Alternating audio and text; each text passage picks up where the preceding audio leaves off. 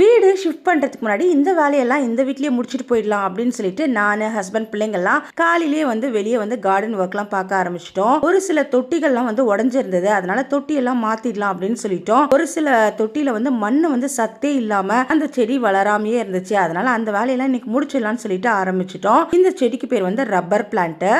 இந்த தொட்டியில் வந்து நான் ஆல்ரெடி அரேக்கா பாம்பு வச்சுருந்தேன், அதை வேற ஒரு ஒயிட் பாட்டுக்கு மாற்றிக்கலாம்னு சொல்லிட்டு இந்த தொட்டியில் இந்த ரப்பர் பிளான்ட்டை வச்சுட்டேன். இந்த தொட்டி வந்து புதுசாக வாங்கிட்டு வந்திருந்தேன். இந்த அரேக்கா பாம்பு வந்து இந்த ஒயிட் தொட்டியில ரொம்பவே அழகா இருந்துச்சு. நர்சரியில தொட்டியில நம்ம வாங்கிட்டு வரும்போது ஒரு சில தொட்டியில ஆல்ரெடி அதுலேயே ஹோல் இருக்கும், ட்ரைனேஜ் ஹோலு. இப்போ நான் வாங்கின தொட்டியில வந்து ஹோல் இல்லைன்னு சொல்லிட்டு ஹஸ்பண்ட் ஹோல்லாம் போட்டுட்டு இந்த 2 தொட்டி நான் எதுக்காக வாங்கிட்டு வந்திருந்தேன் அப்படின்னு பார்த்தீங்கன்னா, இந்த செடிக்கு பேர் வந்து ரிப்பன் பிளான்ட்னு சொல்லுவாங்க. ஒரு சிலர் வந்து இதை வந்து ஸ்பைடர் பிளான்ட்னு சொல்லுவாங்க.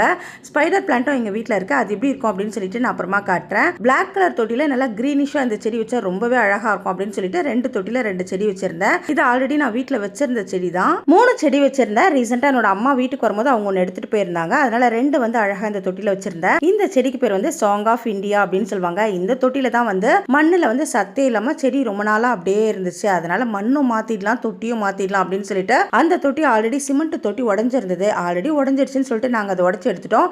இந்த செடிக்கு பேர் லெமன் கிராஸ். நான் நர்சரியில் ஒன்று தான் வாங்கி வச்சிருந்தேன், இப்போ நிறைய மல்டிப்ளை ஆயிடுச்சு. என்கிட்ட 2-3 பேர் வீடு காலி பண்ணுறதுக்குள்ள எனக்கும் இந்த செடி கொடுங்க அப்படின்னு சொல்லியிருந்தாங்க. இது வந்து புல்லு மாதிரி இருக்கும், ஆனால் எலுமிச்சை வாசனை வரும், இதில் டீலாம் போடலாம்.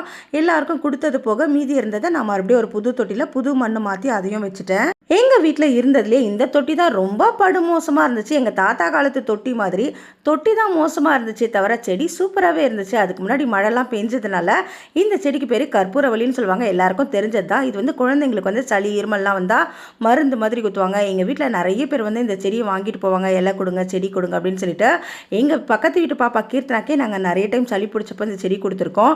அதனால அந்த தொட்டியை அப்படியே விட்டுட்டு நல்லா இருக்க ஸ்டெம்மை மட்டும் நல்லா உடச்சி எடுத்துக்கிட்டேன். புதுசாக ஒரு தொட்டியில் வச்சு புது வீட்டுக்கு எடுத்துகிட்டு போகலாம் அப்படின்னு சொல்லிட்டு. இந்த கற்பூரவல்லி செடியை ஒரு சிலர் வந்து ஓமவல்லி அப்படின்னு கூட சொல்லுவாங்க. இதில் வந்து சட்னி பண்ணலாம், அதுக்கப்புறம் இந்த இலையை பறித்து பஜ்ஜி மாதிரி போடலாம், சின்ன குழந்தைங்களுக்கு மருந்து அரைச்சி கொடுக்கலாம். இன்னும் நிறைய மெடிசினல் வேல்யூ இருக்குது இந்த இலையில. எல்லா தொட்டி மண்ணெல்லாம் மாற்றினதுக்கப்புறம் பிள்ளைங்க வந்து எல்லா செடிக்கும் தண்ணி ஊற்ற ஆரம்பிச்சிட்டாங்க. ஏற்கனவே நான் ஒரு செடி பைத்தியம், ஆனால் நாங்கள் இந்த வீட்டுக்கு வந்து 5 வருஷம் ஆகுது. இந்த 5 வருஷத்தில் கொஞ்சம் கொஞ்சமாக செடி வந்து நிறைய வாங்கியிருந்தேன். ஹஸ்பண்ட் வந்து வீடு காலி பண்ணும்போது வண்டி தான் வச்சு எடுத்துகிட்டு போகணும் அப்படின்னு சொல்லிட்டே இருப்பாங்க, அதே மாதிரி தான் ஆயிடுச்சு. எல்லாரும் சேர்ந்து வேலை செஞ்சதுனால வேலை ரொம்பவே ஈஸியாக முடிஞ்சிருச்சு. சிமெண்ட் தொட்டியெல்லாம் உடனே தூக்கி போட்டோம். இதெல்லாம் உடஞ்ச பிளாஸ்டிக் தொட்டிங்க. இந்த வீட்டில் இருந்து புது வீட்டுக்கு செடியெல்லாம் எப்படி எடுத்துகிட்டு போகணும் அப்படின்றத இன்னொரு வீடியோவில் பார்க்கலாம். இந்த வீடியோ உங்களுக்கு பிடிச்சிருந்தா லைக் பண்ணிக்கோங்க. இப்போ தான் ஃபர்ஸ்ட் டைம் எங்களோட சேனலை வீடியோ பார்க்குறீங்கன்னா மறக்காம சப்ஸ்கிரைப் பண்ணிக்கோங்க. தேங்க்ஸ் ஃபார் வாட்சிங். பாய்.